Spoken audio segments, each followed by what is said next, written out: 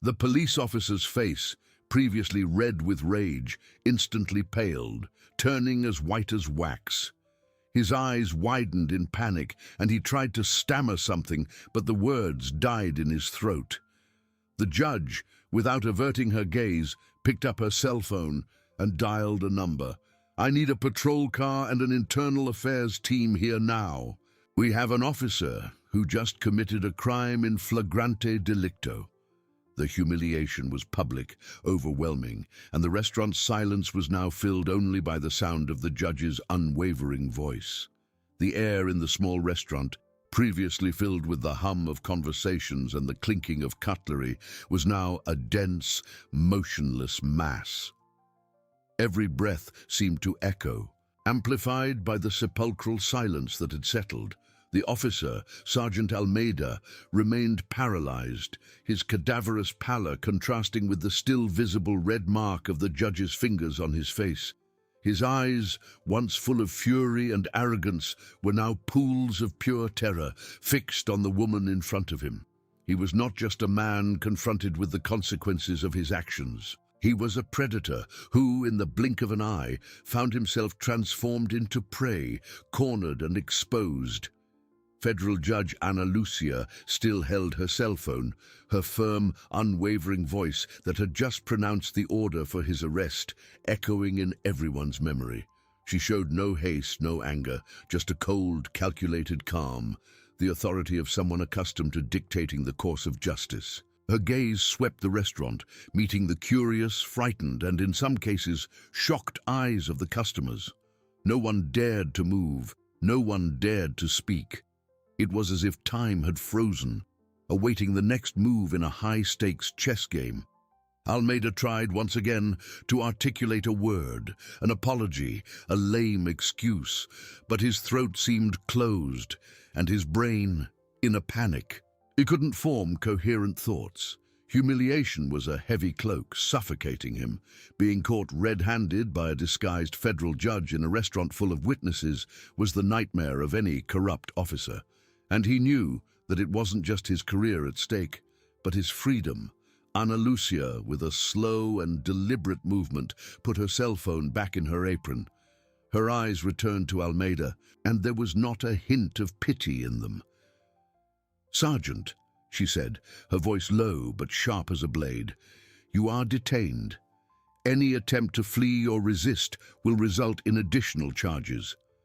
I advise you to remain where you are and await the arrival of Internal Affairs." The mention of Internal Affairs was a final blow. It was the arm of the police that hunted its own, the one that uncovered the internal rot, the one that did not forgive. Almeida felt a shiver run down his spine. He had scoffed at the law, and now the law, in its most relentless form, was there, serving him the bill. The minutes that followed were an eternity. The silence was broken only by the distant sound of sirens, gradually approaching, growing in intensity. Each pulsing of the blue and red lights, visible through the window, seemed like a hammer beating on Almeida's head. Customers began to whisper, some pulling out their own cell phones to record the spectacle. The judge, however, remained impassive, a statue of justice amidst the imminent chaos. She knew the scene needed to be preserved, the witnesses secured. When the patrol cars finally stopped in front of the restaurant, lights flashing in a frenzy of colors, the door burst open with a bang. Two uniformed police officers entered, followed by a pair from Internal Affairs, men and women with serious expressions, dark suits and investigative gazes. The initial confusion was palpable on their faces. They expected an incident, perhaps a robbery, but found a pale and trembling colleague in uniform being supervised by a waitress with a coffee-stained apron. "What's going on here?" asked one of the Internal Affairs officers, his gaze sweeping the room, stopping on Ana Lucia and then on Almeida. Ana Lucia stepped forward, her posture imposing despite her work uniform. "Good evening. I am Federal Judge Ana Lucia Bittencourt. This officer, Sergeant Almeida, has just physically assaulted me and refused to pay the bill. He is caught red-handed for bodily harm and contempt of authority, in addition to other administrative infractions that Internal Affairs will certainly investigate. She held out her hand, and this time, without hesitation, pulled her official identification badge from her apron pocket. The golden badge, gleaming under the restaurant lights, was irrefutable proof. The eyes of the Internal Affairs officers widened. One of them, a middle-aged man with a veteran demeanor, took the badge to examine it, his expression of skepticism giving way to immediate respect. "Federal judge," he murmured almost to himself before composing himself. "Understood, Your Honor. Sergeant Almeida, you are in Internal Affairs custody. You have the right to remain silent. Anything you say can and will be used against you in court. You have the right to an attorney. Do you understand your rights?" Almeida, whose eyes now pleaded, tried to shake his head in an affirmative nod, but it was a weak, almost imperceptible movement. His voice was still trapped. Federal Judge Ana Lucia, the waitress he had humiliated and assaulted, watched the scene with the same unwavering calm. She didn't need to say anything else. Justice, at that moment, was being served, and Sergeant Almeida was the main course. That restaurant, once a stage for his arrogance, was now the setting for his downfall, and the night was just beginning. That restaurant, once a stage for his arrogance, was now the setting for his downfall, and the night was just beginning. The veteran Internal Affairs officer, whose name was Inspector Mendez, did not wait for a clearer response from Almeida. His gaze, once skeptical, was now one of stony seriousness, that of someone who understands the gravity of the situation and the need to act with surgical precision. He gave a subtle nod to the two uniformed officers accompanying him. In a swift and coordinated movement, the two agents approached Almeida. The sergeant, still in shock, barely registered their approach. His hands were pulled behind his back, and the metallic click of handcuffs closing echoed in the restaurant's silence, a sound that sealed his fate. The dignity he had crushed underfoot minutes earlier was now his own being pulverized. The pallor of his face deepened, and an uncontrollable tremor began to run through his body. He was no longer the arrogant officer, but a broken man, confronted with the relentless machine of justice he himself had sworn to uphold. The customers, previously mere spectators, now became silent participants in a real-time legal drama. Cell phones were raised, recording every detail of Almeida's humiliation. The flash of a camera here, the glow of a screen there, transformed the restaurant into an improvised courtroom, where public opinion had already issued its verdict. Federal Judge Ana Lucia, observing the scene, maintained her unwavering posture. Her eyes, once those of a tired waitress, now carried the weight of authority and the coldness of someone who deals daily with the darkest face of humanity. There was no triumph in her gaze, only the certainty that the law, finally, was being applied. "Inspector Mendez," Ana Lucia's voice cut through the air, clear and firm. "We need to ensure the integrity of the scene and the witnesses. All customers who witnessed the incident must have their details collected and be instructed to come forward to give a formal statement. The restaurant's internal camera system, if any, must be immediately requested and sealed. And please make sure Sergeant Almeida is taken to the Internal Affairs precinct, not a regular police station. I want the procedure to be exemplary." Mendez nodded, the seriousness on his face deepening. "Understood, Your Honor. We are already arranging it. My Internal Affairs team will begin collecting statements and conducting a forensic examination of the scene. The uniformed officers will escort the sergeant." He turned to Almeida, who was being lifted by the two officers. "Sergeant, let's go. Don't complicate your situation further." Almeida, whose eyes were now teary, looked at Ana Lucia in a last, desperate appeal. His lips trembled, and he tried to stammer something, perhaps a plea for forgiveness, perhaps a plea for clemency. But the judge did not avert her gaze, and in her eyes there was no room for negotiation. The face of justice was relentless. He had crossed a line, and the consequences would be severe. As he was led out of the restaurant, the customers' murmurs turned into a chorus of indignation and, in some cases, satisfaction. "Serves him right!" someone exclaimed. "Thought he could do whatever he wanted!" Another shouted. The siren lights, which had previously seemed distant, now bathed the restaurant's interior with their intermittent flashes, creating a surreal scene of colors and shadows. Almeida felt the weight of every gaze, every word. Shame was a burden heavier than the handcuffs. Outside, the scene was even more chaotic. Curious onlookers gathered, attracted by the patrol cars and the commotion. When Almeida was pushed into one of the internal affairs vehicles, the flash of dozens of cell phones exploded, recording for posterity the image of a handcuffed police officer taken away by his own colleagues. The news, he knew, would spread like wildfire. His career, his reputation, his life as he knew it, were in ruins. Ana Lucia watched the patrol car drive away, taking with it the man who dared to assault her. The tension in the restaurant, though still present, began to subside. The internal affairs team, under Mendez's supervision, began to work methodically. One of the agents approached the judge, a notepad in hand.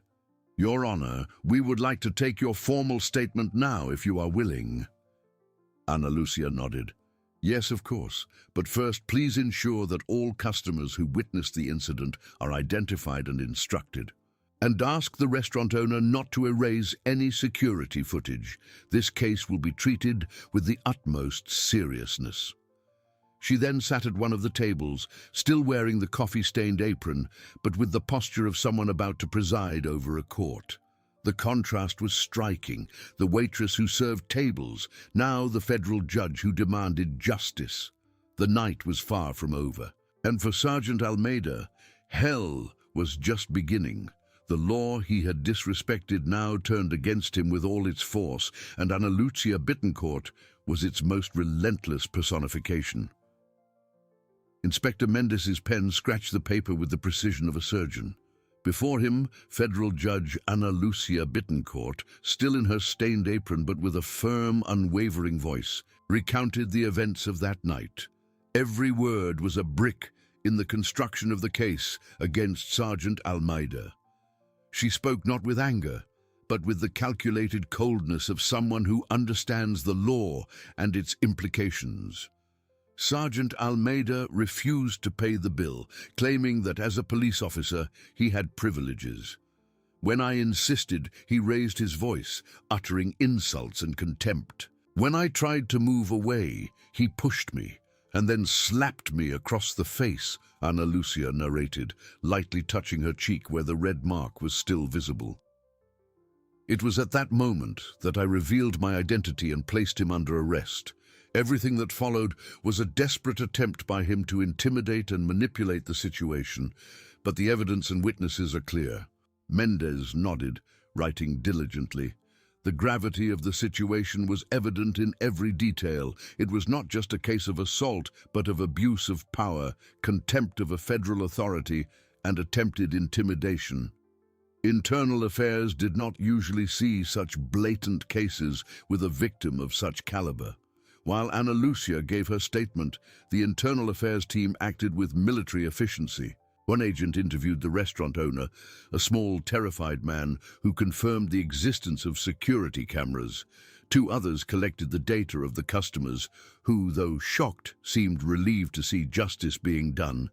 The initial buzz had given way to a respectful silence, broken only by the whispers of the agents and the sound of Mendez's pen. Outside, the news was already beginning to spread. The constant flash of cell phones that recorded Almeida's arrest was already feeding social media. "Police officer assaults waitress who was a federal judge" was the unofficial headline that ran rampant. The image of Almeida, handcuffed and humiliated, would be the image of shame for the force. For internal affairs, it was an opportunity to show that the law was for everyone, without exception. Meanwhile, Sergeant Almeida was taken to Internal Affairs headquarters. Every curve of the patrol car, every city light passing by the window, seemed like a reminder of the precipice his life had become. The initial shock began to give way to contained anger, but also to growing despair. He tried to argue with the officers escorting him, but his words were muffled by the order to remain silent. The penny was dropping. He was not being taken to a regular police station where he might be able to use his connections. He was in the hands of Internal Affairs, the internal court, relentless and merciless to its own. Back at the restaurant, Ana Lucia was finishing her statement. She reviewed what Mendes had written, correcting a detail here, adding a nuance there. Her precision was that of a judge who had seen countless statements and knew exactly what was needed to build a solid case.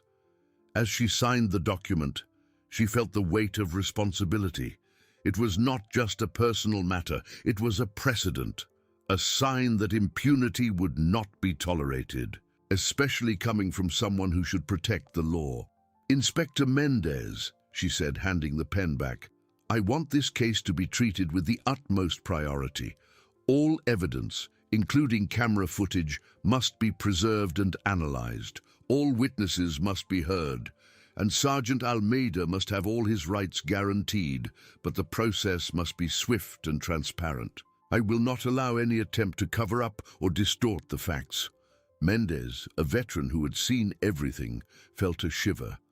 The judge was not just giving orders, she was setting a standard. "Understood, Your Honor. Rest assured that we will do everything according to the law. Sergeant Almeida will be interrogated shortly and will go through all applicable procedures. Internal Affairs does not tolerate misconduct, and this case will be an example." Ana Lucia stood up, finally taking off her stained apron. For a brief moment, she was just a tired woman after a long shift, but the authority in her eyes was undeniable. She looked at the restaurant, now a scene of investigation, and then at the street, where the last lights of the Internal Affairs patrol car disappeared into the distance. The night was far from over for Sergeant Almeida. For him, hell was just beginning, and Federal Judge Ana Lucia Bittencourt was the guardian of the gates, ensuring he would find no shortcuts. Justice at that moment was not blind. It had sharp eyes and an unforgiving memory. The Internal Affairs patrol car cut through the night, blue and red lights painting a fleeting trail on the building facades. For Sergeant Almeida, every kilometer felt like another step towards a bottomless abyss. The initial shock, the disbelief of being handcuffed by his own colleagues, began to give way to a toxic mix of rage and panic. He tried to speak, to argue, but the order was clear and cold. "Sergeant, remain silent. Anything you say can and will be used against you." The Internal Affairs agent's voice lacked the camaraderie he expected from a colleague, only the impersonality of the law. Upon arriving at Internal Affairs headquarters, the atmosphere was one of calculated coldness. There was no familiar buzz of a regular police station, no familiar faces. Here, he was just another number, an officer under investigation. His belongings were confiscated, his wallet, his cell phone, even his watch. His badge, which he wore with such pride, was removed from his uniform and placed in a plastic bag, sealed as evidence. It was a ritual of stripping away. Each item removed a piece of his identity crumbling. Led to an interrogation room, Almeida felt the weight of the walls, the metal table, the hard chairs, the security camera in the corner. Everything contributed to the feeling of isolation and vulnerability. He, who had so often been on the other side of the table, was now the target. Inspector Mendes entered, accompanied by another agent. Mendes's posture was grave, without any trace of the cordiality that might exist between peers.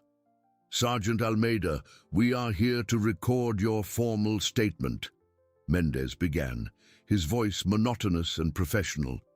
"Are you aware of your rights, including the right to remain silent and to have an attorney present?" Almeida tried to regain his composure, the remnant of his former arrogance. "I know my rights, Inspector. And I want an attorney, but this is all a mistake, a setup. Mendez merely nodded without altering his expression. Your attorney will be contacted. In the meantime, we will begin recording the facts. Federal Judge Ana Lucia Bittencourt has already given her statement, and we have several witnesses in addition to security footage. The mention of the footage made Almeida's stomach churn. He had completely forgotten the restaurant's cameras. His panic intensified.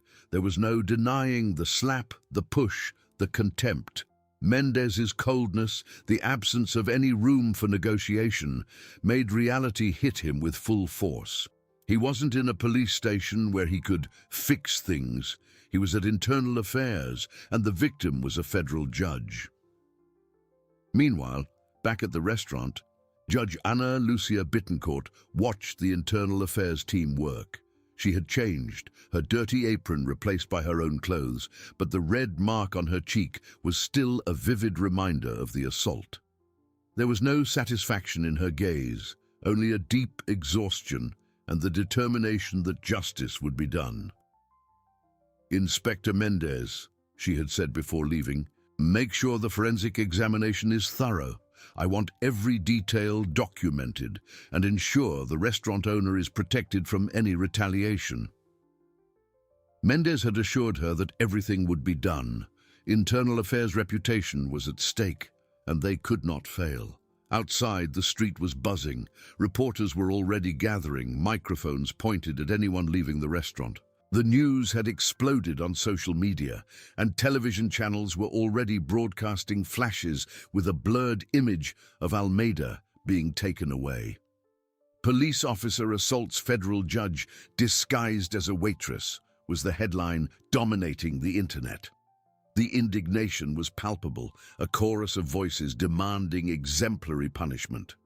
Ana Lucia, upon leaving the restaurant, was immediately surrounded. Flashes exploded, questions were fired in her direction. She did not stop, simply walked with her head held high, her eyes fixed on the horizon. It was not the time for public statements, but for the silent and relentless action of the law. At home, Federal Judge Ana Lucia Bittencourt took a long shower, trying to wash away not only the day's grime, but also the feeling of outrage. Looking in the mirror, the mark on her face was a reminder that violence could strike anyone, anywhere. But it was also a symbol of her resilience. She was no longer the waitress, nor the victim. She was the judge, and her duty was to ensure that the scales of justice weighed with equity. She knew the legal battle would be long and arduous.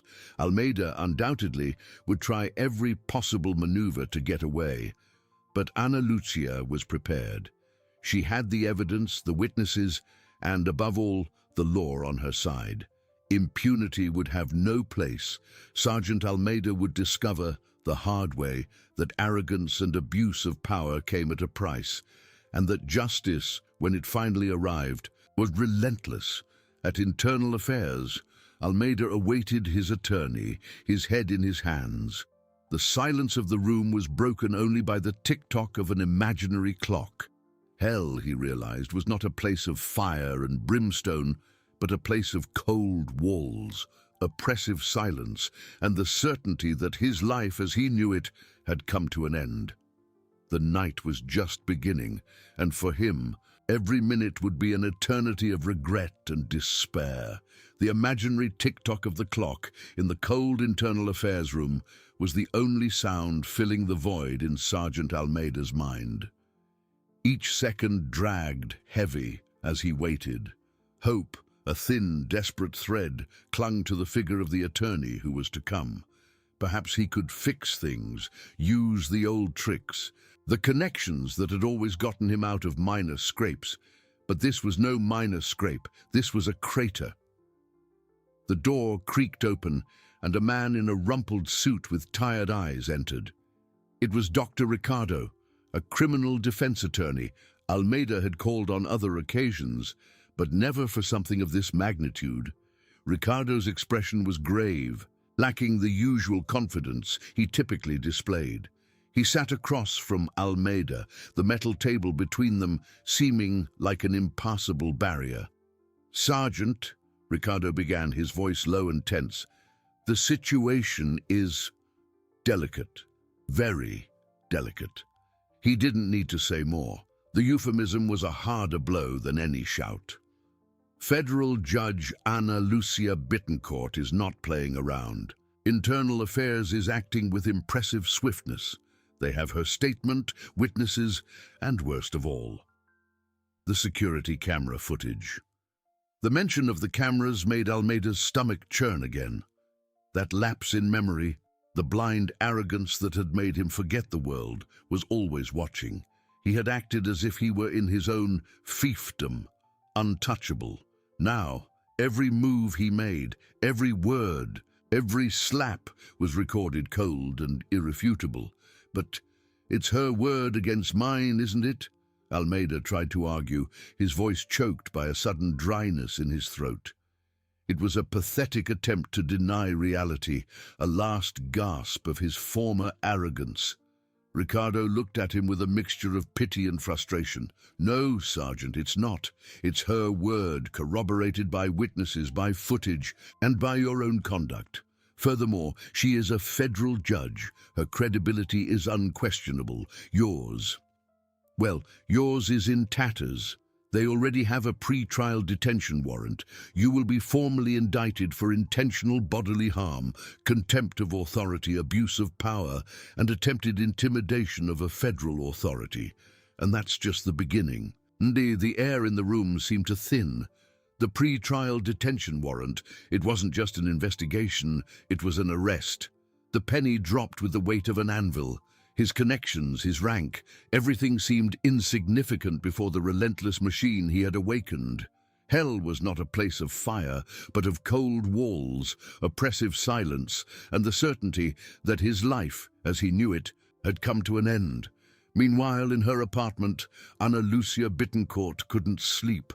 The hot shower had eased the physical tension, but her mind was buzzing. She sat at her kitchen table, a glass of water in her hand, the night silence broken only by the distant hum of the city. The red mark on her cheek was still visible, a physical reminder of the violence, but also a scar of her determination. She wasn't thinking of revenge, but of justice. Not just for herself, but for all those who had been silenced, assaulted, or disrespected by figures of authority who deemed themselves above the law. This case, she knew, would be a watershed moment. The repercussions on social media and in the press were overwhelming. "Police officer assaults disguised federal judge" was the headline on all portals, a cry of indignation echoing in every comment, every share. Ana Lucia mentally reviewed every detail of the incident, every word exchanged, every movement. She anticipated Almeida's defense arguments, intoxication, provocation, the attempt to discredit her role as a waitress. But she was prepared. Her experience as a judge had taught her to see through smokescreens, to dissect the truth of the facts. She had the law on her side, and the law, when rigorously applied, was an unstoppable force. She picked up her tablet, opening files of similar cases she had studied over the years. She wasn't just a victim, she was a strategist. The legal battle would be long and arduous, but she would not back down. Impunity would have no place. Sergeant Almeida would discover the hard way that arrogance and abuse of power came at a price, and that justice, when it finally arrived, was relentless. At Internal Affairs, Dr. Ricardo tried to calm Almeida, but his words seemed to get lost in the sergeant's maelstrom of despair. The formal interrogation was about to begin. The camera in the corner of the room, once an insignificant detail, now seemed like an omniscient eye, ready to record every tremor, every confession, every ruin. Almeida looked at his handcuffed hands, at the badge that had been ripped from his uniform, at the life that was unraveling before his eyes. Hell, he realized, was not a place of fire and brimstone, but a place of cold walls, oppressive silence, and the certainty that his life, as he knew it, had come to an end. The night was just beginning, and for him every minute would be an eternity of regret and despair, while for Ana Lucia it was the dawn of a new and relentless crusade for justice. Inspector Mendez and an internal affairs officer entered the room, their expressions as neutral as the grey wall. Mendez carried a heavy folder, and the officer a digital recorder and a notepad. The air grew even denser. "Sergeant Almeida," Mendez began, his voice firm and without any trace of emotion, "we are commencing your formal interrogation. Dr. Ricardo is present as your attorney. Everything said here will be recorded and may be used against you." He paused, his eyes fixed on Almeida's. "Are you aware of your rights, including the right to remain silent?" Almeida barely managed to nod. His throat was dry, and the words seemed stuck. Dr. Ricardo intervened, his voice a little stronger. "My client is aware of his rights, Inspector, and he will cooperate, but under my guidance." Mendez nodded. "Very well, Sergeant Almeida. You are being formally indicted for intentional bodily harm, contempt of authority, abuse of power, and attempted intimidation of a federal authority. Furthermore, Internal Affairs is initiating an administrative disciplinary process that could result in your expulsion from the force." Every word was a hammer striking Almeida's last hope. Expulsion. The career he had built, the years of service, the authority he so cherished, everything was crumbling in seconds. He felt a cold sweat trickling down his forehead. "We have the detailed statement of Federal Judge Ana Lucia Bittencourt, corroborated by 3 eyewitnesses, and, most importantly, the security footage from the establishment, which records the entire sequence of events, from your refusal to pay the bill to the physical assault, and the moment the judge revealed her identity." Mendez gestured to the officer who turned on the recorder. "Sergeant Almeida, do you wish to make an initial statement?" Almeida opened his mouth, but no sound came out. He looked at Ricardo, who gave him an almost imperceptible nod, signaling him to remain calm. "Inspector," Ricardo said, "my client is under severe stress. We would like to review the evidence before any statement." Mendez raised an eyebrow. "The evidence is irrefutable, Dr. Ricardo, but of course, you will have access to it. However, the interrogation will proceed. Sergeant, do you deny having assaulted Federal Judge Ana Lucia Bittencourt?" The question hung in the air, heavy and inescapable. Almeida closed his eyes for an instant. To deny would be futile, a brazen lie in the face of a mountain of evidence. He felt the weight of the handcuffs on his wrists, the cold metal contrasting with the heat of shame. His arrogance had crumbled to dust. Only fear remained. Meanwhile, in the silence of her apartment, Ana Lucia Bittencourt had exchanged her tablet for a notebook, opening the latest internal affairs files that had been sent to her.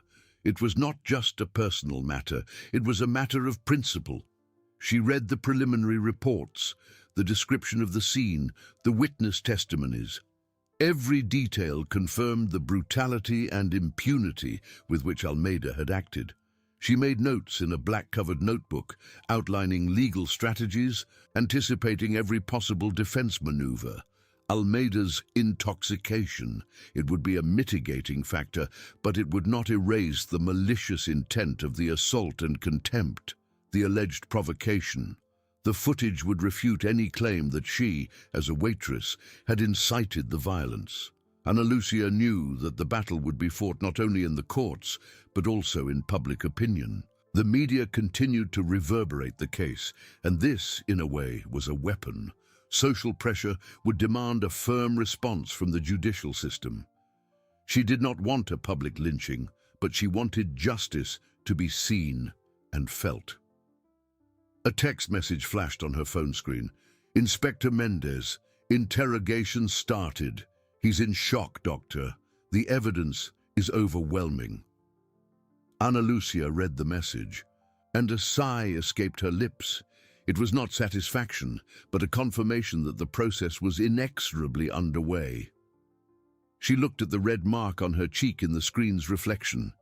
It was a constant reminder, a scar that propelled her. Impunity, she promised herself, would have no place.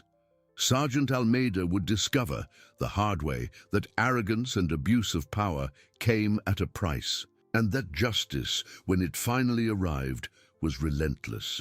The night advanced, and for Ana Lucia, every minute was a step forward in her relentless crusade for justice, while for Almeida, it was sinking deeper into the abyss of his own despair.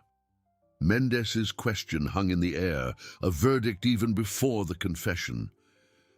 Sergeant Almeida, do you deny having assaulted federal judge Ana Lucia Bittencourt? The silence that followed was more deafening than any shout. Almeida couldn't speak. His mouth was dry, his tongue seemed glued to the roof of his mouth. Deny?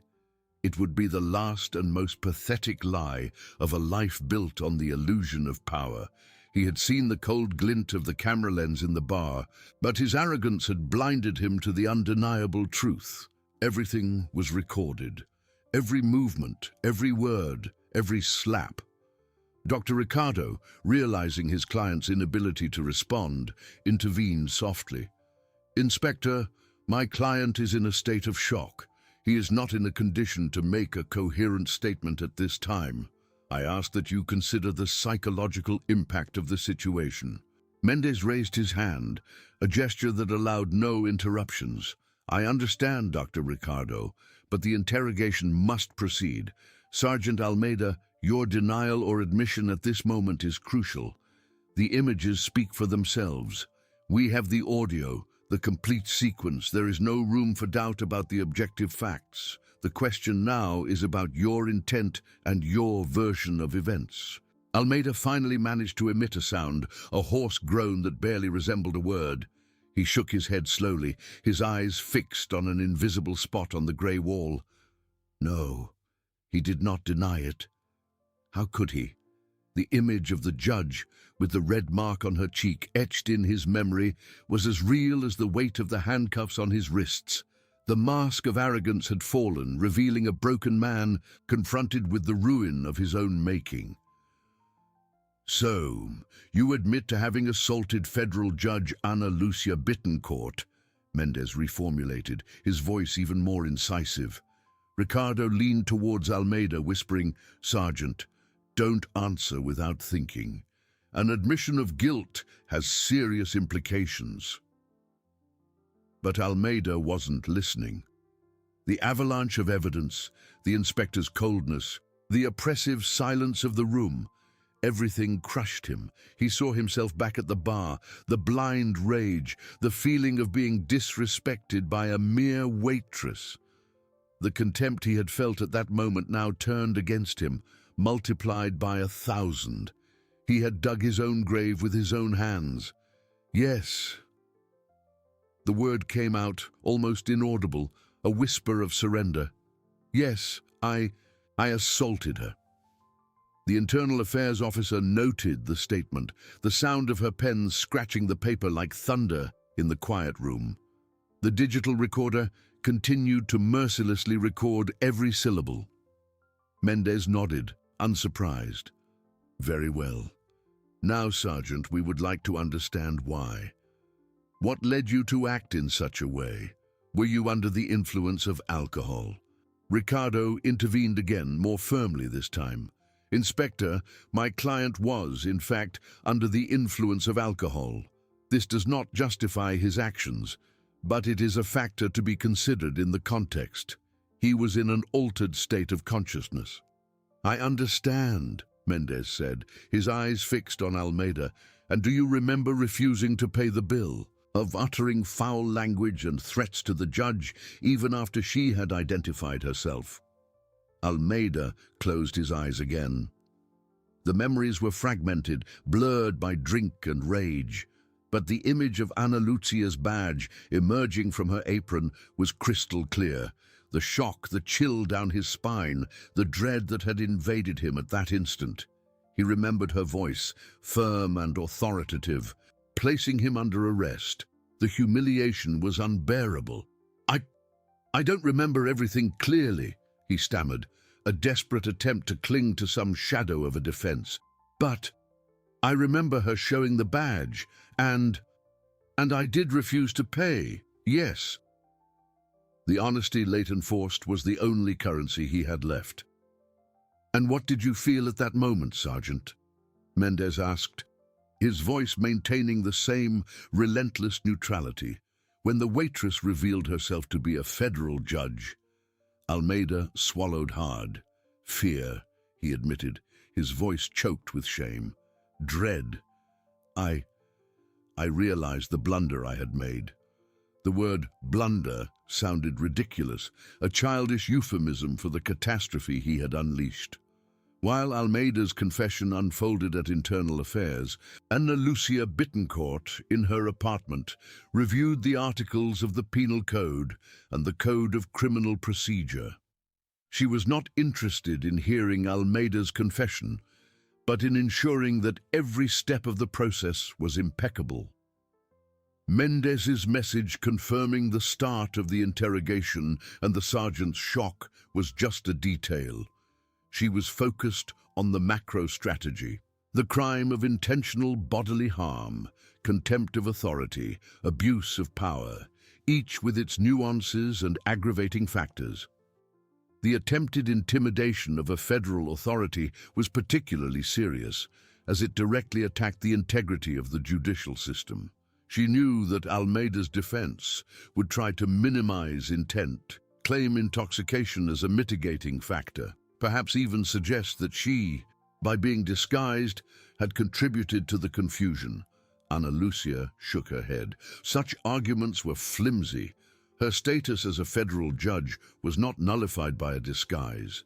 On the contrary, the act of assaulting a disguised authority who was in a public place only highlighted the audacity and irresponsibility of the aggressor. The camera footage would be the cornerstone of the prosecution, irrefutable. She opened a new document on her notebook, beginning to draft the main points for the prosecution. The gravity of Almeida's conduct, the breach of trust in the police institution, the danger to society when those who should protect abuse their power.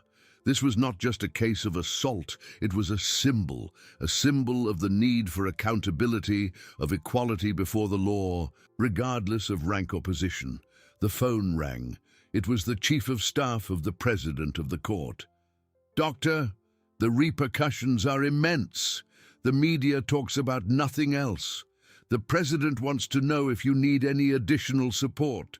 He is following closely and wants to ensure that justice is done in an exemplary manner."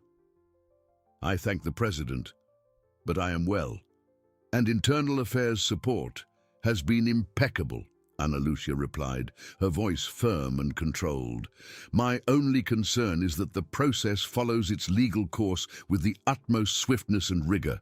I want no privileges, only the application of the law." She hung up, adjusting her glasses on her nose. The pressure was immense, but she turned it into fuel. The mark on her cheek, though almost imperceptible now, was a constant reminder.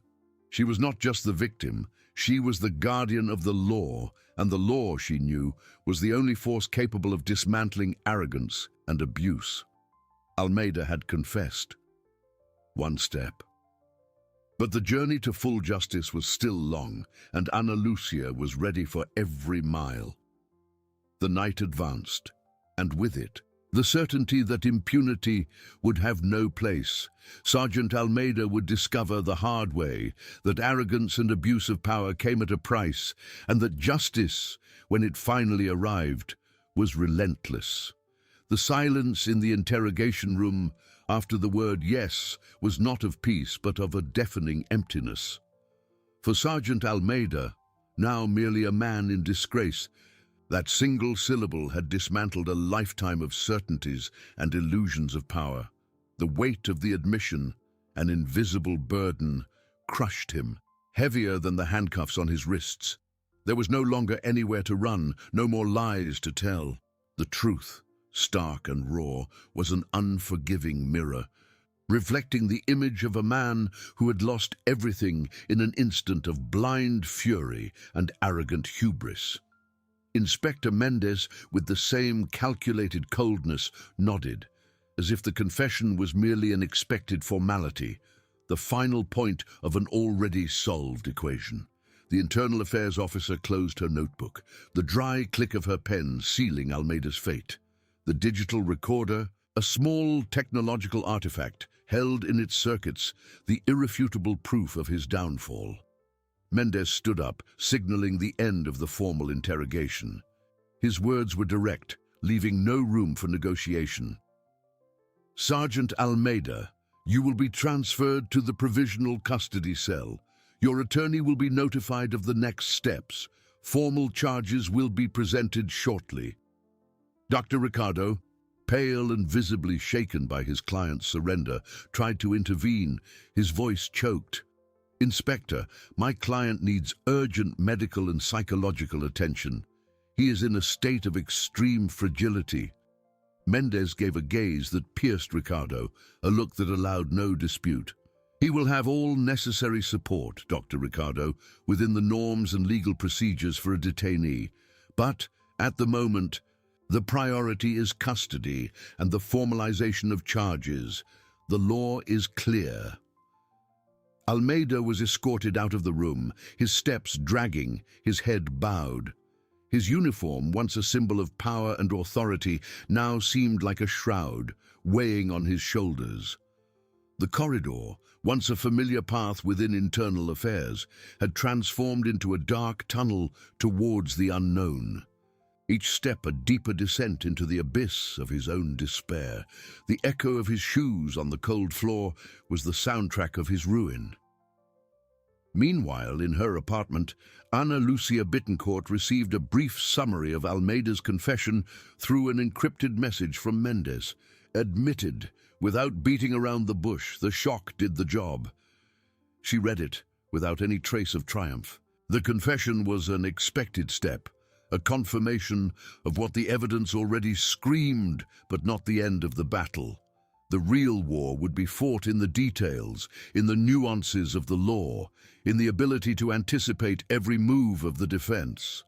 Her mind worked at maximum speed, mapping out the next steps. She knew that Ricardo's strategy would now be to focus on mitigation.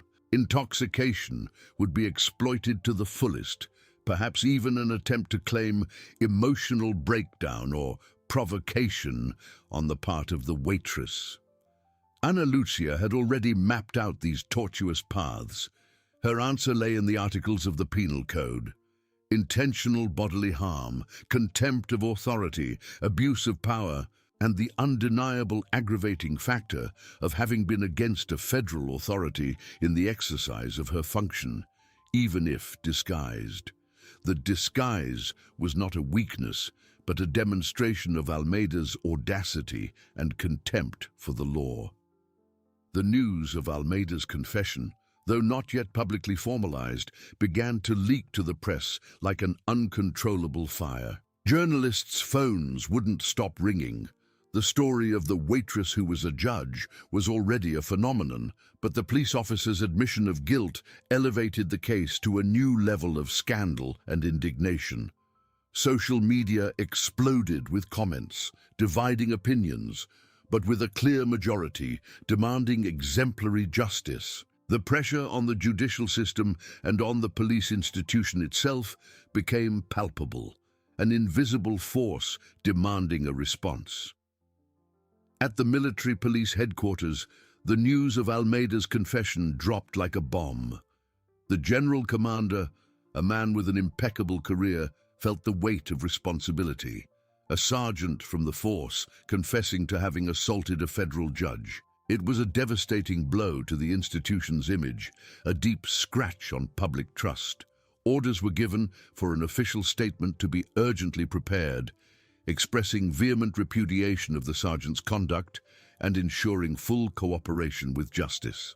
Internally, the military police Internal Affairs initiated its own administrative process, parallel to the criminal one. Almeida's dismissal was inevitable, but the damage to the police force's reputation was already done. Trust, once broken, was difficult to rebuild. Ana Lucia, oblivious to the institutional maelstrom that was forming, continued her analysis. She sought not personal revenge, but the restoration of order and trust in the system. The assault on her was not an isolated incident, but a symptom of a larger problem, the abuse of power by some who should serve and protect society. Her voice, when she delivered the sentence, would not be the voice of a victim, but the impersonal and unwavering voice of the law. The mark on her cheek, now almost imperceptible, was a seal, a constant reminder that justice could not be blind to arrogance. The night advanced, and with it, the certainty that impunity would have no place. Sergeant Almeida would discover the hard way that arrogance and abuse of power came at a price, and that justice, when it finally arrived, was relentless. The cold of the custody cell was an icy embrace, a brutal contrast to the heat of the fury that had consumed Sergeant Almeida hours earlier. The grey walls, the smell of disinfectant and despair, the distant sound of keys and muffled voices, everything conspired to solidify the new reality. There was no longer the impeccable uniform, the unquestionable authority, the forced respect. There was only a man, huddled in a corner, his mind in a maelstrom of regret and fear. The confession, uttered with a choked voice, echoed in his ears, each word a nail in the coffin of his career and reputation. He had admitted it, and now the weight of the admission was a mountain crushing him, more relentless than any handcuff. Outside, Dr. Ricardo Almeida's lawyer was in a race against time. The news of the confession, though not yet officially released, was already a deafening whisper in the corridors of justice. He knew the denial strategy was dead. Now, the only hope was mitigation. In his office, piles of law books and jurisprudence accumulated as he desperately tried to find a crack, a mitigating factor that could lessen the inevitable sentence. Intoxication, emotional breakdown, perhaps even an allegation of provocation. Each of these cards was flimsy, almost transparent against the solidity of the evidence, but they were the only ones left. He knew he would face a relentless adversary, a federal judge who not only knew the law, but had felt the violence on her own skin. While Almeida's world crumbled and Ricardo's became a labyrinth of legal despair, Ana Lucia Bittencourt, in her apartment, maintained the serenity of a strategist on the battlefield. Almeida's confession was a step, but not the end. She knew the defense would try to disqualify her status as a disguised authority, arguing that the situation was ambiguous, that she had contributed to the confusion by not identifying herself immediately. An almost imperceptible smile played on her lips. Such arguments were puerile, a desperate attempt to divert the focus from the brutal assault and abuse of power. On her notebook, the counterpoints to the defense document grew by the minute. She detailed every article, every paragraph, every precedent that would dismantle Ricardo's allegations. The status of federal judge was not an accessory that could be taken on and off. It was an investiture, a permanent status. The disguise, far from being a mitigating factor for the aggressor, revealed Almeida's audacity and contempt for law and order, for he assaulted a common citizen unaware that she was an authority. The bar's recording, the medical examination, the witness testimonies, everything fit together like pieces of an irrefutable puzzle. She would leave no room for doubt. Justice would not just be done. It would be demonstrated in every detail. The media repercussions, as predicted, had reached gigantic proportions. News channels opened with the story, newspapers emblazoned headlines in bold letters, and social media was a cauldron of opinions.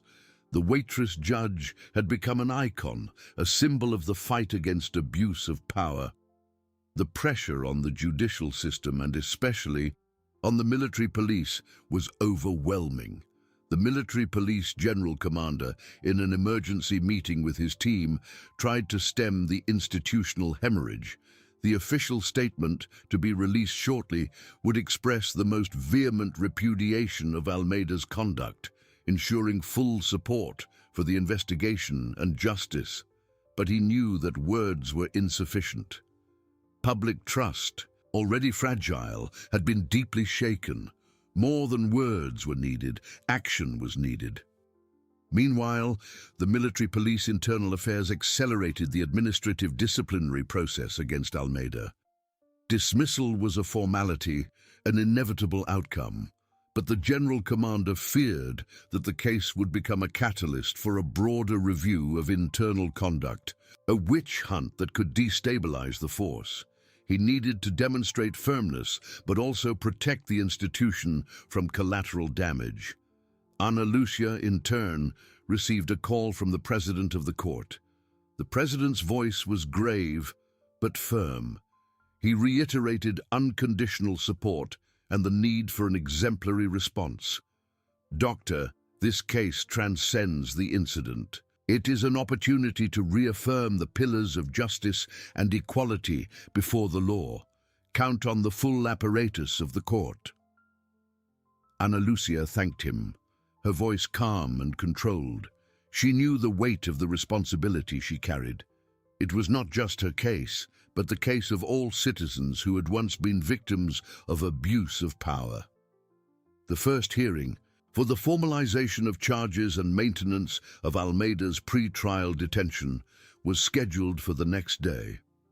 The news reached Ana Lucia via a message from Mendez, short and direct. It was the next step on the long journey. She closed her notebook, adjusting her glasses. The mark on her cheek, now almost imperceptible, was a silent but powerful reminder. It was not about revenge, but about the restoration of order, about the reaffirmation that no one, absolutely no one, was above the law. The night advanced, and with it the certainty that impunity would have no place. Sergeant Almeida would discover the hard way that arrogance and abuse of power came at a price, and that justice, when it finally arrived, was relentless. The following morning dawned with the promise of a new chapter, not just for Sergeant Almeida, but for the very narrative of justice. The city air seemed denser, charged with expectation and the invisible tension that preceded major events. The first hearing, for the formalization of charges and maintenance of pretrial detention, was scheduled. For Almeida, it was the first glimpse of the abyss opening beneath his feet. For Ana Lucia, it was the first firm step in the long march of the law. In the custody cell, Sergeant Almeida had barely slept. The cold was not just physical, it was the cold of reality, of helplessness. His uniform, a symbol of his authority, had been replaced by a simple outfit, devoid of any insignia. The mirror in his mind reflected not the imposing man who had assaulted a waitress, but a cornered individual with a pale face and bloodshot eyes, confronting a waking nightmare. The confession, uttered under the overwhelming pressure of evidence and late remorse, now chained him. He knew there was no turning back. His arrogance crumbled to dust, revealing only raw fear. Outside the courthouse, the buzz was deafening. Reporters jostled, cameras flashed, microphones were extended in all directions. The story of the waitress judge had captured the popular imagination, transforming into an unprecedented media spectacle. Ana Lucia's arrival was discreet, but her presence was undeniable. She wore neither the waitress uniform nor the imposing judge's robe. She wore a sober pantsuit, her posture erect, her eyes fixed forward. The mark on her cheek, almost imperceptible now, was a silent reminder of the violence suffered, but also a seal of her resilience. She was no longer just the victim. She was the personification of the law, demanding reparation. In the courtroom, the atmosphere was charged. The prosecutor, meticulously instructed by Ana Lucia and armed with her counterpoints to the defense dossier, was prepared. Dr. Ricardo, Almeida's lawyer, looked visibly worn down. His eyes, once astute, now reflected a mixture of tiredness and despair. He knew the battle was almost lost, but professional ethics compelled him to fight to the end. When Almeida was escorted into the courtroom, a murmur ran through the crowd. The man who once displayed authority and disdain now walked with hunched shoulders, his gaze downcast, avoiding any eye contact. He was the image of defeat, a brutal contrast to the arrogant figure who had assaulted Ana Lucia. His eyes, for a brief instant, met hers. There was no defiance, only a flash of shame, and perhaps a late recognition of the magnitude of his error. The prosecutor began the presentation of facts with surgical clarity and precision. The bar's recording, the witness testimonies, the medical examination attesting to the injury, and Almeida's formal confession, each piece of the puzzle was fitted together, forming an irrefutable picture of intentional assault and abuse of power. Ana Lucia's status as a disguised federal judge was presented not as a mitigating factor for the aggressor, but as an aggravating one. Assaulting a common citizen was already serious. Assaulting a federal authority in the exercise of her function, even if veiled, elevated the crime to a level of direct affront to the rule of law. Dr. Ricardo then made his desperate attempt. He argued about Almeida's intoxication, his emotional breakdown, the alleged provocation by the waitress who did not identify herself. His words seemed hollow, almost pathetic, against the solidity of the evidence. He tried to paint a scenario of accident, of an ill-considered error under the influence of alcohol, seeking a reduction in sentence, perhaps even provisional release. But the prosecutor's voice, echoing Ana Lucia's strategy, dismantled every argument. Intoxication was no excuse for violence. Loss of control did not justify assault. And provocation, only the refusal to pay the bill and the arrogance of a man who felt above the law. Ana Lucia observed everything with the serenity of a strategist watching her plan unfold. Every word from the prosecutor was an echo of her own analyses, every refutation a direct hit against Ricardo's fragile defenses. She felt no personal triumph, but a deep conviction in the force of law. Justice was not a spectacle of revenge, but a process of restoration, of reaffirmation of the principles that govern society. The judge, presiding over the hearing, listened attentively, his expression impassive. After the closing arguments, he delivered his decision. His voice was firm, without hesitation. The gravity of the facts, the defendant's confession, the robustness of the evidence, and the need to ensure public order and the integrity of the investigation justified the maintenance of pre-trial detention. Almeida would remain in custody. The news struck Dr. Ricardo like lightning, and he closed his eyes in a gesture of resignation. For Almeida, it was confirmation that the abyss was real and that he was falling. The crowd outside erupted in various reactions, but most celebrated the decision as a sign that justice was being done. Ana Lucia left the courthouse with the same discretion with which she entered. The media pressure was still immense, but she was already focused on the next steps. Almeida's pre-trial detention was just the beginning. The real battle would be fought on the merits, in the final conviction, in the sentence that she, as a judge, would one day deliver. Her voice, then, would be the impersonal and unwavering voice of the law, a reminder that no one, absolutely no one, was above it. The night advanced, and with it, the certainty that impunity would have no place. Sergeant Almeida would discover the hard way that arrogance and abuse of power came at a price, and that justice, when it finally arrived, was relentless. The verdict of pre-trial detention resonated like thunder, but the silence that followed was even more deafening. It was not the end, but the prelude to a greater storm. a hurricane forming in the corridors of justice and in the minds of those who would be swept away by it. For Sergeant Almeida, the cell was not just a physical space. It was the materialization of a nightmare, the icy echo of his own choices. His uniform, once a mantle of power, was now a distant memory, replaced by the uniformity of custody. His days were marked by cruel monotony, by the absence of horizons, by the certainty that the world he knew had collapsed. His arrogance dissolved, leaving behind only a man chained to his late remorse and the fear of the future. Dr. Ricardo, Almeida's lawyer, visited him with the frequency of a desperate ritual. His eyes, once astute and full of strategies, now carried the weight of a battle almost lost. He tried, with every fiber of his experience, to find a crack, a loophole in the wall of evidence that Ana Lucia had erected. "Sergeant," he insisted, his voice low and hoarse, "we need a new angle. The judge didn't identify herself. That's a point. We can argue there was a provocation, a trap, that her intention was something else, not just to be a waitress." Almeida, however, barely reacted. The confession, uttered under overwhelming pressure, was an invisible but unbreakable shackle. He knew the truth was relentless and that any attempt at distortion would only make it uglier.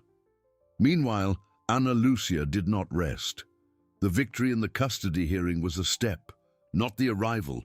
Her office transformed into a headquarters of justice, where every precedent, every jurisprudence, every detail of the penal code was scrutinized with surgical precision. She anticipated every move of the defense, every attempt to divert the focus or to tarnish her reputation. Professional ethics and impartiality were her guides, but the conviction that the law should be applied with rigor, without privileges or undue mitigating factors, was her driving force. It was not personal revenge, but the uncompromising pursuit of the restoration of order, the reaffirmation that the law was for everyone. Days later, the public prosecutor's office formalized the indictment. The crimes were clear: intentional bodily harm, abuse of authority. The aggravating factor of having been against a federal judge, even if disguised, weighed like an anvil. Society watched, eager for a response, and the pressure on the judicial system was palpable. The media, relentless, kept the case in the spotlight, transforming the waitress judge into a symbol of the fight against abuse of power. Each new stage of the process reignited the discussion about impunity and the responsibility of institutions. Dr. Ricardo, in a last and desperate move, attempted a negotiation, a confession in exchange for a lighter sentence, perhaps a semi-open regime. But the public prosecutor's office's response, endorsed by Ana Lucia's strategy, was categorical. There would be no shortcuts. Justice would run its full course without concessions. The defense then opted for a more aggressive tactic, seeking to discredit the victim. It would try to question the judge's conduct.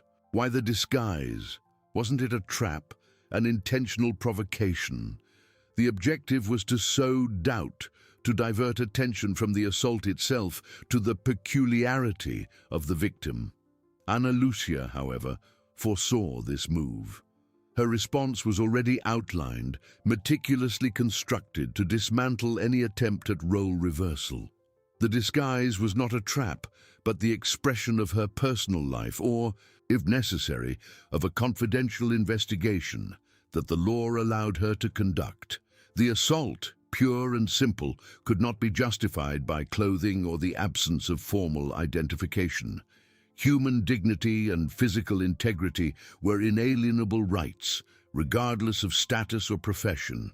The law protected the citizen, and the aggressor, regardless of who the victim was, had to answer for his actions.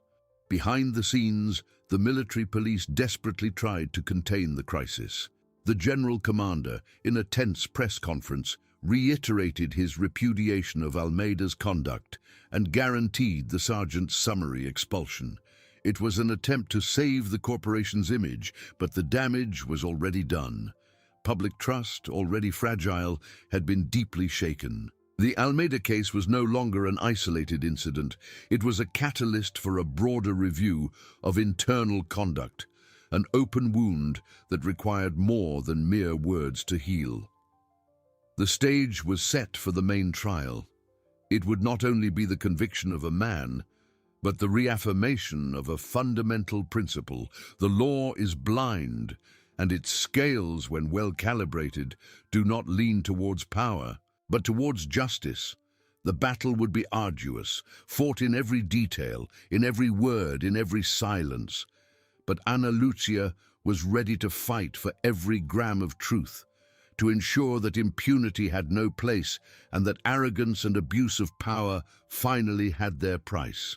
The next chapter would be written not with ink, but with the unwavering force of the law. The silence in Almeida's cell was a torment more acute than any scream. Each day was an eternity of cold walls and corrosive thoughts. His uniform, once a symbol of power and impunity, was now just a distant memory, a ghost that haunted him. His eyes, once full of arrogance, carried the weight of an uncertain future, of a life undone. The reality of pretrial detention was not just the deprivation of liberty, it was the annihilation of his identity, the deconstruction of the man he believed himself to be. He was no longer Sergeant Almeida, untouchable and feared. He was merely a defendant, a number, an example of what happened when the law finally decided to rise. Outside, the city's buzz was a constant reminder of his downfall. The media gave no quarter, transforming the case into a daily spectacle. The waitress judge was the unlikely heroine, and Almeida the perfect villain. The pressure on the judicial system was immense, and every move, every statement was publicly dissected. The military police general commander, in his desperate attempt to contain the image crisis, had formalized Almeida's expulsion. The news, prominently featured, was another blow, the final nail in the coffin of his career and honor. He was alone, abandoned by the force he had once sworn to defend.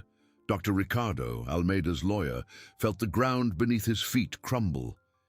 His visits to the cell became increasingly tense, filled with a heavy silence. "Sergeant," he tried, his voice laden with frustration, "we need an impact strategy. They are cornering us.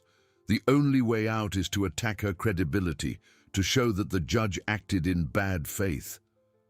Almeida merely shook his head, his eyes fixed on an invisible spot on the wall. The confession, though coerced by the situation, was a weight on his conscience. He knew that the truth, no matter how much they tried to distort it, would remain. Meanwhile, Ana Lucia worked tirelessly in her office, transformed into a bunker of legal strategy. The rejection of the public prosecutor's plea bargain proposal, endorsed by her vision, had closed all doors for the defense. Now the path was the trial, and she was ready for every clash. The anticipation of the defense's tactic to discredit her did not surprise her. It was a classic, predictable move. But Ana Lucia was no ordinary victim. Her life, her career, her integrity were the foundation of her defense. She reviewed every detail, every precedent. The law was clear. Assault was a crime, regardless of the victim's identity. Her disguise, her choice to work as a waitress, did not diminish the gravity of the act. On the contrary, for Ana Lucia, it reinforced the principle that human dignity had no price nor status. The defense would try to paint the situation as a trap, a provocation. But she knew that the truth was simpler and more brutal. A powerful man who refused to pay a bill and assaulted a woman, unaware that this woman was the law itself in person. The trial date was finally set. The news exploded in the media, reigniting the national debate. The Almeida case was no longer about an isolated incident. It was a benchmark, a test for Brazilian justice. Would the law be applied equally to all, or would power still find loopholes for impunity? Society awaited, anxious for an answer. Dr. Ricardo, in his last card, called a press conference. With a dramatic posture, he argued that the federal judge, by disguising herself, had created a situation of ambiguity, a moral trap. He tried to sow doubt, suggesting that Ana Lucia's intention was to expose and humiliate, and not just to work. "The judge didn't identify herself," he shouted. "How could Sergeant Almeida know he was assaulting an authority? He was caught in a snare, an ambush." His words were calculated to inflame public opinion, to divert the focus from the assault itself to the victim's questionable conduct. But Ana Lucia, watching the press conference on her office television, felt a resolute calm. Ricardo's strategy was transparent, a desperation that revealed the fragility of his defense. She had already prepared her response, not with inflammatory words, but with the solidity of the law. In court, she would not defend herself against accusations about her disguise. She would reaffirm the inviolability of human dignity and the responsibility of each individual for their actions. The question was not who she was, but what he did. The tension was palpable, the air heavy with anticipation. The trial was approaching, and with it, the promise of an epic confrontation. It would not just be a legal case, but a clash of principles, of power against justice, of arrogance against the law. Ana Lucia was ready. Her voice in court would be the voice of the law, unwavering, impartial, and above all, relentless. Sergeant Almeida, in turn, awaited his fate, a man who, in a moment of fury and disdain, had challenged justice itself, and now would have to pay the highest price. The storm was about to reach its peak. Dr. Ricardo's press conference reverberated like a thunderclap in a clear sky. The next day's headlines blared the audacity of the defense. Federal judge set a trap. Intentional provocation, Almeida's defense thesis. The strategy was clear and brutal in its simplicity. Reverse the narrative. Turn the victim into the perpetrator, the aggressor into a victim of circumstances. Public opinion, already polarized, divided even further. On one side, those who saw in the moral trap thesis a justification for the sergeant's ill-considered act, a way to mitigate guilt. On the other, growing indignation at the attempt to divert focus from the assault itself, to dehumanize Ana Lucia and, by extension, the law itself. In the bunker of her office, Ana Lucia observed the media frenzy with an almost frightening serenity. Ricardo's words, though calculated to wound, did not reach her. She knew that truth was a stronger shield than any rhetorical artifice. The attempt to discredit her was not just a personal attack, it was an attack on the integrity of the judicial system, on the idea that the law should be applied without distinction.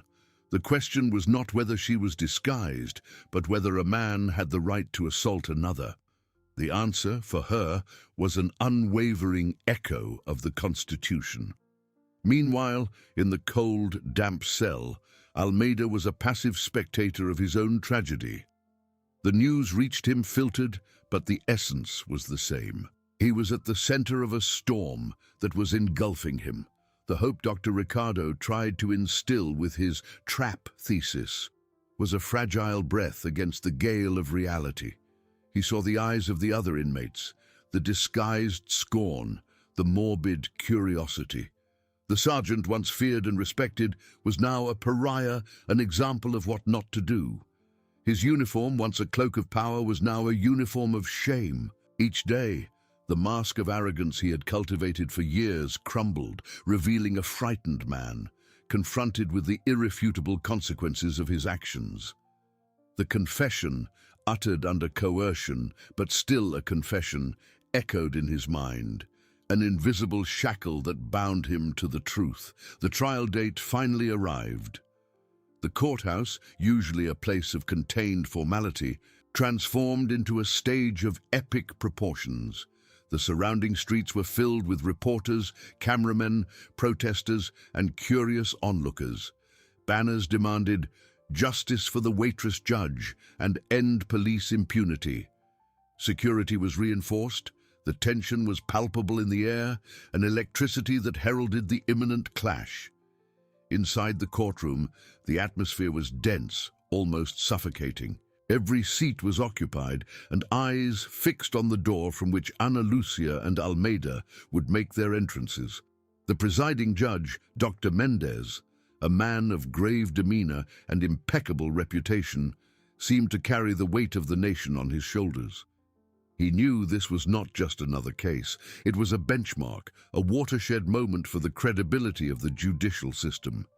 First, Almeida was led in, handcuffed with his gaze downcast, avoiding any eye contact. The imposing figure of before was hunched, diminished. Then Ana Lucia entered, accompanied by her public prosecutor's office team. She wore a discreet pantsuit, but her posture was one of unwavering strength. Her eyes, before she sat down, swept the courtroom, a presence that radiated authority and calm. There was no trace of vengeance in her expression, only the cold determination of someone seeking the application of the law. Dr. Ricardo began his defense argument with a theatrical performance, his voice echoing through the room. He painted a picture of an exemplary sergeant, caught in an atypical and highly provocative situation. "Your Honor!" he shouted, gesticulating dramatically. How could Sergeant Almeida know that this woman dressed as a waitress was a federal judge? Was he not, in fact, the victim of a trap, a moral ambush that led him to an error in judgment under extreme pressure? He tried to divert the focus, arguing that Ana Lucia's conduct, by disguising herself, was at the very least questionable, if not ethically reprehensible, and that this should be considered a mitigating factor. But the public prosecutor's response, articulated with the surgical precision that Ana Lucia had meticulously prepared, was devastating. The prosecutor, with a firm and clear voice, dismantled every argument of the defense. "The question, Your Honor, is not who the victim was, or what she wore, or where she was. The question is the act. A man, Sergeant Almeida, refused to pay a bill, physically assaulted a woman, and in doing so committed a crime. Human dignity and physical integrity are inalienable rights protected by law, regardless of the victim's profession or social status. Federal Judge Ana Lucia's disguise does not justify the assault. On the contrary, it only reveals the arrogance and contempt for the law that the defendant demonstrated." The prosecutor continued, her voice gaining strength. "Sergeant Almeida did not assault a waitress. He assaulted a citizen, and the fact that this citizen was a federal judge only aggravates the conduct, demonstrating an even greater disrespect for the authority and order he himself swore to defend. There is no trap here, Your Honor. There is only a crime and a criminal who must answer for his actions." The silence that followed was broken only by the sound of the judge's pen scratching the paper. The tension in the courtroom was almost unbearable. The battle of narratives had begun, and the voice of the law, unwavering and impartial, was already making itself heard. Almeida's fate would be sealed not by stratagems, but by the relentless force of justice. The prosecutor's voice echoed through the courtroom, not with fury, but with the cold, unquestionable authority of the law. She unraveled the defense's arguments one by one, as if dismantling a house of cards. The moral trap thesis was pulverized by the irrefutable logic that human dignity does not submit to disguises, and assault is not justified by alleged provocations. "Sergeant Almeida did not assault just any waitress, Your Honor," the prosecutor emphasized, her voice resonating with crystal-clear clarity. "He assaulted a citizen, and the fact that this citizen was a federal judge only exposes the gravity of his conduct, revealing an even greater contempt for the authority and order he himself swore to defend. There is no trap here, Your Honor. There is only a crime and a criminal who must answer for his actions. Dr. Ricardo, the defense attorney, tried one last card. With a choked voice, he appealed to Almeida's service record, to the pressures of the profession, to the stress of daily life. He painted a picture of a good man who made a mistake under unusual circumstances. "Your Honor," he pleaded, "I ask your honor to consider Sergeant Almeida's entire life of public service, his dedication to the country. A single mistake, however serious, cannot erase a trajectory of honor and sacrifice." But the prosecutor was ready. "The law, Your Honor, makes no distinction between an isolated error and a pattern of conduct. The law evaluates the act. And Sergeant Almeida's act was an assault. The uniform is not a safe conduct for impunity. On the contrary, it imposes an even greater responsibility. Those who swear to protect the law must be the first to respect it, and Sergeant Almeida miserably failed that oath." Ana Lucia, seated in the front row, observed everything with impressive calm. Her eyes, before fixing on the judge, met Almeida's for a brief instant. There was no hatred, no triumph, only a serene determination. She sought not personal revenge, but the reaffirmation of a fundamental principle: no one is above the law. The evidentiary phase extended for days, each witness, each piece of evidence, each argument dissected with surgical precision. The bar's security camera video, once crucial evidence, was now just a fragment of a much larger puzzle, contextualized by Almeida's confession and the prosecution's thesis. The defense tried to discredit the confession, claiming coercion, but the prosecution argued that, even under pressure, the truth had emerged. Almeida, in turn, was a shadow of the man he once was. Arrogance had been replaced by growing despair. He watched his world crumble piece by piece. The scornful glances of his uniformed colleagues who testified, the coldness of the prosecutors, Ana Lucia's relentless logic, everything contributed to the feeling that there was no escape. His uniform, once a shield, was now a target. The time came for closing arguments. The prosecutor, in a concise and powerful speech, reaffirmed the gravity of the crime and the need for exemplary punishment. "This case, Your Honor, is not just about a slap. It is about the abuse of power, about the arrogance of those who deem themselves untouchable. It is about the breach of trust between society and those who should protect it." Judge Ana Lucia, in her disguise, revealed an inconvenient truth: the vulnerability of the common citizen before arrogance, and the law must be the voice of that citizen, ensuring that justice is done without privileges, without distinctions. Dr. Ricardo, exhausted, made one last plea for clemency, to the judge's humanity, but his words sounded hollow against the mountain of evidence and the clarity of the prosecution's argument. The presiding judge, Dr. Mendez, a man of grave demeanor and impeccable reputation, listened attentively to every word. He knew that the verdict in this case would echo throughout the country. The credibility of the judicial system was at stake. After the closing arguments, he declared a recess for deliberation. The courtroom emptied, but the tension remained, hanging like a dense fog. Hours later, the courtroom was again filled. The silence was absolute, broken only by the sound of Judge Mendez's footsteps as he entered. His face was impassive, but his eyes carried the weight of the decision. Almeida was pale, his handcuffed hands trembling slightly. Ana Lucia maintained her erect posture, her gaze fixed on the judge.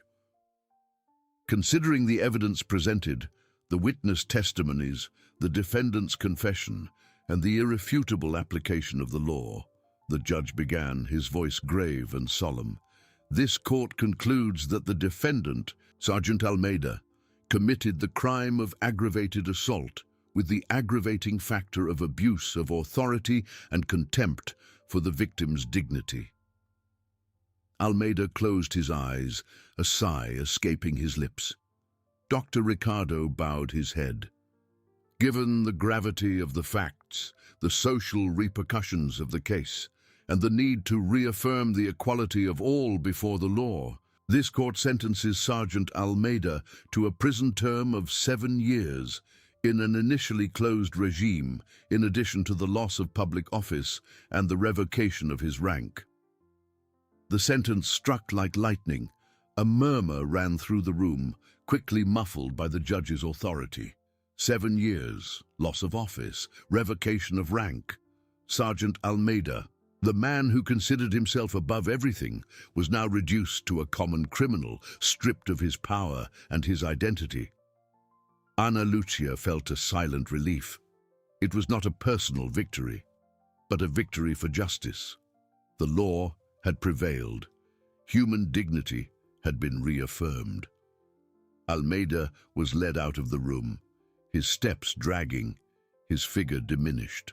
The man who had slapped a woman for refusing to pay a bill, unaware that she was the law itself, now paid the highest price.